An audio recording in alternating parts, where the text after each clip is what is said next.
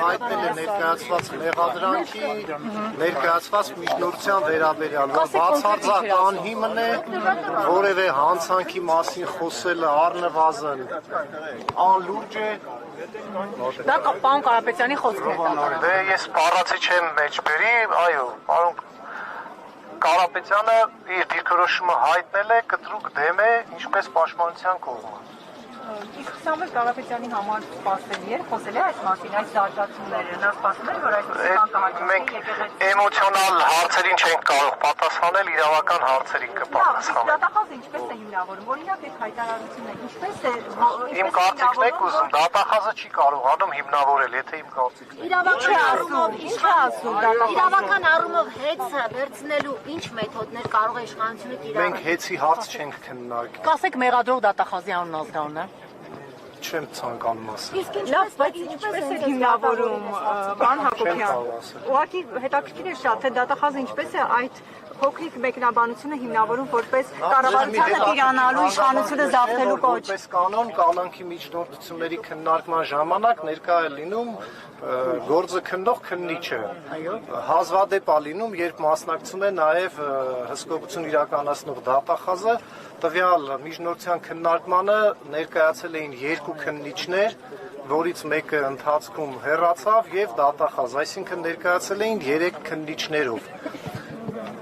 Ինչ է սա նշանակում։ Կարելի է ենթադրել, որ նաև ճնշման այսպիսի մեթոդ էր, որ տեսեք մենք 3 հոգով ենք եկել, այսինքն հարգելի դատարան, այս գործը մեր համար շատ կարևոր է։ Իսկ զգացվեց դատավորից ճնշվածություն, պարոն Հակոբյան։ Նիստը վարելու ընթացքում չզգացվեց։ Դատավոր Արտակ Կարապետյան։ Իսկ ուզում էի հարցնել, ինչ է քաղաքական ճնշում դուք տեսնում եք, դուք կարծում եք, որ սա քաղաքական հետապնդում է։ Պատասխանել են արդեն ոչ իրավաբանները, ես իրավական գնահատական եմ տալիս, բացարձակ ապօրինի գործընթաց է, մենք իրավական պրոցեսի ականատեսը չենք։ Պարոն Հակոբյան, եթե իրավական պրոցեսի ականատես չենք, իրավական լուծում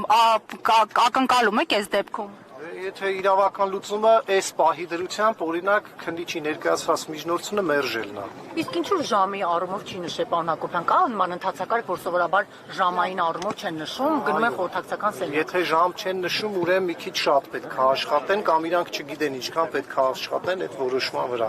Մոտ 4 եւ ավելի ժամ նիստ եղավ, դատավորը պետք է այդ ամեն ինչը թղթին տա։ Հնարավոր է այսօր չհրապարակվի դա։ Մեզ ասեց պատրաստ լինելուն պես եւ ասեց ժամ չեմ նշում, հրապարակելուց 30 րոպե առաջ աշխատակազմը մեզ տեղյակ կպահի։ Ես պարոն Կարապետյանը մնալու են դուք ինչ եք դիտերի դա որտեղ է։ Այստեղ կա արգելանքի տակ գտնվող անձանց համար նախատեսված փակ գոտի։ Պարոն Ֆերոյան, ես մի փոքր Հակոբյան, դուք ինչ տպավորություն եք։ դե բերեք տպավորություն։ Որտեղ շատ երկար տևեց, թվում էր թե շատ բարձ է, մի նախադասություն։ Դատավորը մանրամասն քննության ենթարկեց քննիչի միջնորդությունը մեր դիրքորոշումները մանրամասն ուշադիր լսեց, ինչ դիրքորոշում կհայտնի, մենք ձեզ կասենք։ Իսկ դատախազը ինչպիսին է, ինչպես է իրեն պահում։ Կարողանում է համոզիչ փաստարկներ բերել, որ Սամվել Կարապետյանը պետական հեղաշրջում։ Մեր գնահատմամբ ոչ չէր կարողանում եւ շատ անհամոզիչ էր եւ դատախազի եւ քննիչի հիմնավորումները։ Որ հիմնավորումը հատկապես։ Բոլոր հիմնավորումները։ Այսինքն ինչպես էր Եվ մեկնաբանում։ որ արկա է հիմնավոր կասկած եւ որ արկա են խափանման միջոց կիրառելու հիմքեր։ Մենք վիճարկում ենք եւ ձերբակալման իրավաչափությունը եւ հիմնավոր կասկածի արկայությունը, այսինքն մենք գտնում ենք, որ առհասարակ հանցագործություն տեղի չի ունեցել եւ վիճարկում ենք նաեւ խափանման միջոցի քննիչի ներկայացված բոլոր 3 հիմքերը։ Երբ օրինակ հարց տվել են արդյոք Սամվել Կարապետյանին, ինչ է նկատի ունեցել, երբ ասել է մենք մեր ձևով կմասնակցենք։ Մեր ձևով Հարցը տվել են, պատասխանը ներկայացրել է, իր պատասխանը, դե հիմի ես այդ պատասխանը որ ներկայացնեմ լավ, ասել է, որ ես այն կոչ երբեք չեմ արել, որևէ քաղաքական գործընթացների մասնակցելու կոչ չեմ արել։ Պարոն Հակոբյան, տեսանյութն է եղել հիմնական Բացառապես տեսանյութ։ ոչ թե սղագրությունները, այլ տեսանյութը, որովհետև սղագրություններ կային, որոնք տարբերվում էին տեսանյութում եղած ինֆորմացիայից։ Սղագրությունը դուք կարող եք յուրովի անել, ես յուրովի կարող եմ սղագրություն կատարել։ Ունենք տեսանյութ, որը տեսանյութ է միայն Այսինքն օպերատիվ որևէ տեղեկություն չի եղել այնտեղ։ Տեսանյութն է, տեսանյութի հիման վրա զննության արձանագրությունն է եւ զննության հիման վրա հաղորդումն է։ Իսկ դատավորի մասին ինչ կարծիք ունեք։ Տարբեր կարծիքներ հիմա չեմ հնչեցնել, բայց եթե առնչվել եք երբևէ իրականացին նորանշանակ դատավորի։ Կոնկրետ տվյալ դատավորի մասին լսել եմ, որ կայացրել է եւ արդարացման դատական ակտեր եւ մեղադրական դատական ակտեր։ Կարապետյան Արտակ։ Իսկ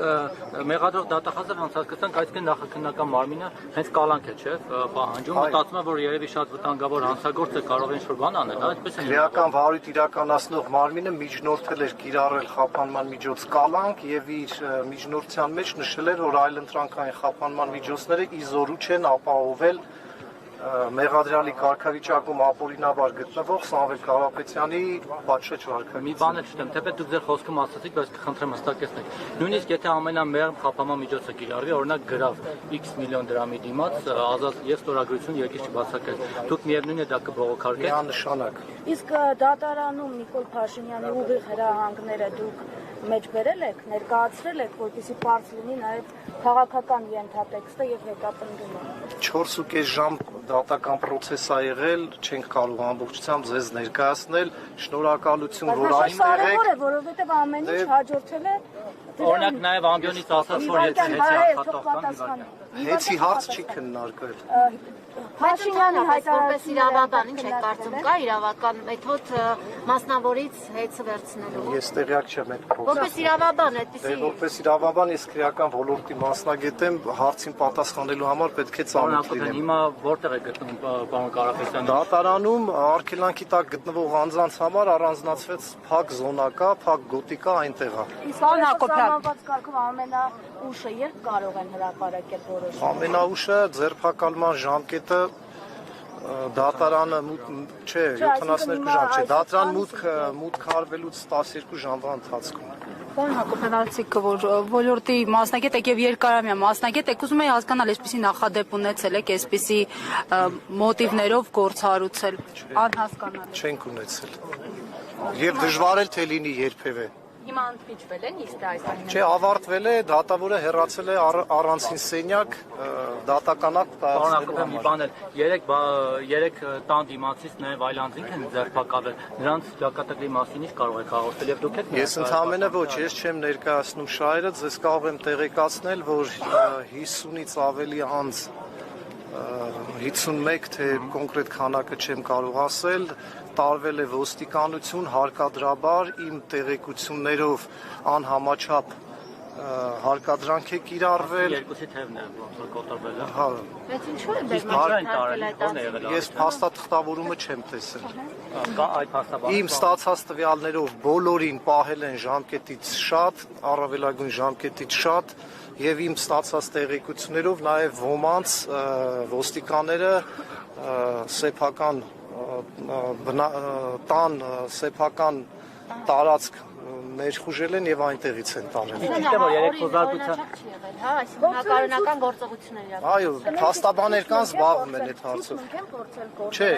ես նման տվյալներ չունեմ։ Իսկ Կարապետյանը այդ անխոզարկությունը անցկացրել, որտեղ այդպիսի տեղեկություններ կա, որ սկզբից ուզել են խոզարկել, բայց որոշում չեն ունեցել դատարանի։ Այդ արդեն նախաքննության գաղտնիք կարող է լինի, որ հրապարակեմ։ Խոզարկությունը չէ, զուտ փաստը խոզարկության ուզում եք իմանալ կա, թե չէ խոզարկել են բնակարանը։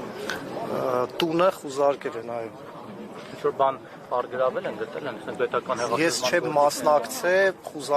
խոզարկության արդյունքները դες հայտնի չեն։